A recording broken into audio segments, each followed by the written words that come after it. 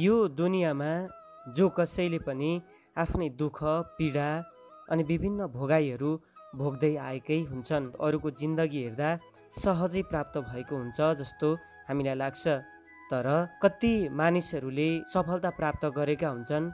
ती सफलता प्राप्त गर्ने व्यक्तिहरूलाई हामी हेरेर दुखी हुने गर्दछौँ। तर हामीले यो बुझ्न जरुरी छ, सफलता प्राप्त गरेका मानिसहरू पनि कयौं पटक हारेका हुन्छन्। त्यसैले हामीले सानातिना झिना मसिना कुराहरूलाई सम्झिएर भन्दा पनि ती कुराहरूलाई सामना अगाडि बढ्नु जिन्दगी सार्थक रहन्छ। जब जब हामीमा दुःख आइपर्छ तब मात्र हामी भगवानको नाम लिन्छौँ। दिनानुदिन हाम्रो समय अत्यन्तै व्यस्त बन्दै गइरहेको छ।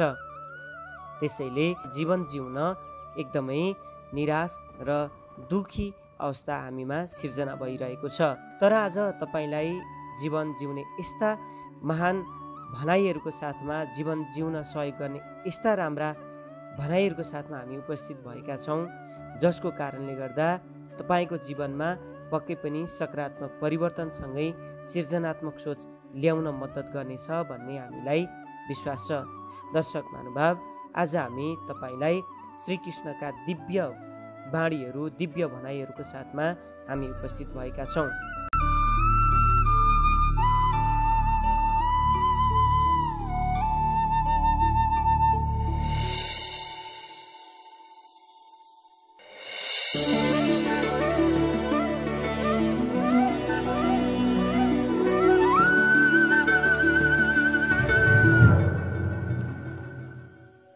अरूको सहाराले व्यक्तिको आफ्नो अस्तित्व समाप्त हुन्छ। जसरी सूर्यको उपस्थितिसँगै जुनले आफ्नो किरण गुमाउने गर्दछ।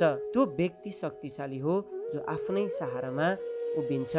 कसैलाई केही भन्नु अघि एकपटक सोच्नुहोस्। यदि तपाईलाई कसैले त्यही कुरा त्यसरी नै भन्यो भने कस्तो हुन्छ? मानिसले कहिले घमण्ड अहंकार नगर्नुहोस्, किनकि प्रत्येक व्यक्तिको जीवनमा भाग्य, अवसर, परिस्थिति परिवर्तन भइरहन्छ। यदि तपाईलाई तपाईका आफन्त साथीभाइले केवल आवश्यकतामा मात्र सम्झन्छन्, उनीहरूलाई स्वार्थी नठान्नुहोस्। तपाई उनीहरूका लागि त्यस्तो प्रकाश हुनुहुन्छ जो उनीहरूका लागि अँध्यारोमा मात्र देखिन्छ।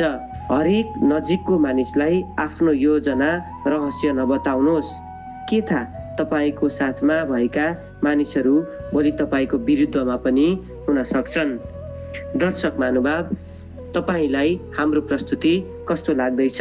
यदि मन पर्दैछ अथवा मन पराउनु भएको छ भने हामीलाई परिवर्तनसँगै सृजनात्मक खोज युट्युब च्यानलमा, त्यस्तै गरी हामीलाई परिवर्तनसँगै सृजनात्मक खोज फेसबुक पेजमा पनि हामीलाई भेट्न सक्नुहुनेछ। साथै टिकटकमा पनि हामीलाई भेट्न सक्नुहुनेछ। यदि हाम्रा प्रस्तुतिहरू मन परेमा युट्युबमा सब्स्क्राइब गर्न नभुल्नुहोला।